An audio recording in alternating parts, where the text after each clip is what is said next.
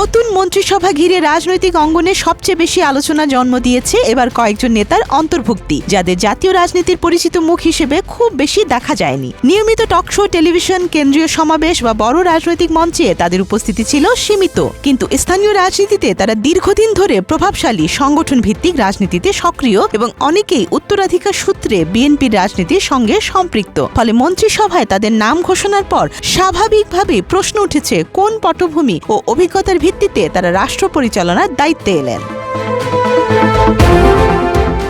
মানিকগঞ্জ ৩ আসন থেকে বিপুল ভোটে নির্বাচিত হয়ে ইতিহাস গড়েছেন আফরোজা খানম রিতা। স্বাধীনতার পর এই আসনে তিনি প্রথম নারী সংসদ সদস্য। তিনি গুরুত্বপূর্ণ বেসামরিক বিমান ও পরিবহন মন্ত্রণালয়ের দায়িত্ব পেয়েছেন। তার রাজনৈতিক উত্থান মূলত পারিবারিক ঐতিহ্যের ধারাবাহিকতা। তার বাবা প্রয়াত হারুনুর রশিদ খান মুন্নু ছিলেন ৪ বারের সংসদ সদস্য ও মন্ত্রী। ২০০১ সালের নির্বাচনে বাবার প্রধান নির্বাচন সমন্বয়কারী হিসেবে কাজ করার মধ্য দিয়ে তার সক্রিয় রাজনৈতিক পথ চলা শুরু। এরপর জেলা বিএনপির বিভিন্ন দায়িত্ব পালন, ২০১০ সালে জাতীয় নির্বাহী কমিটির সদস্য হওয়া এবং ২০১৩ সালে জেলা সভাপতির দায়িত্ব গ্রহণ তাকে সাংগঠনিকভাবে শক্ত অবস্থানে নিয়ে যায়। ২০২১ সালে কাউন্সিলে সরাসরি ভোটে সভাপতি নির্বাচিত হয়ে তিনি প্রমাণ করেন তার নেতৃত্ব কেবল পারিবারিক পরিচয়ের উপর নির্ভরশীল নয়, বরং দলীয় কাঠামোয় তার গ্রহণযোগ্যতা রয়েছে। বর্তমানে তিনি বিএনপি চেয়ারপারসনের উপদেষ্টা মণ্ডলীর সদস্য।